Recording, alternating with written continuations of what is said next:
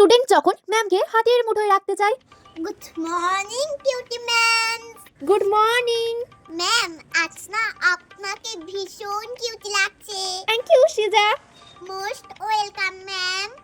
এই নিন, এই ফুলটা আপনার জন্য।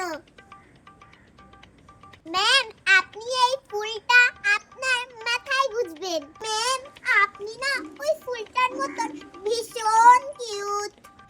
কি যে বলো না তুমি শিজা। এই যা, আজ তো আমি বইটা আনতেই ভুলে গেছি। এই নিন ম্যাম, আমার বইটা নিন আপনি।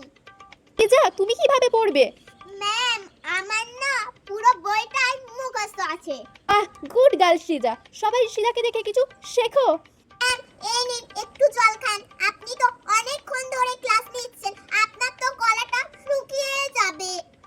ম্যাম, আজকে তো পরের পিরিয়ডে যে থাকতো সুচরিতা ম্যাম, সে তো আজ আসেইনি। পরের পিরিয়ডটা তো ফাঁকাই যাবে।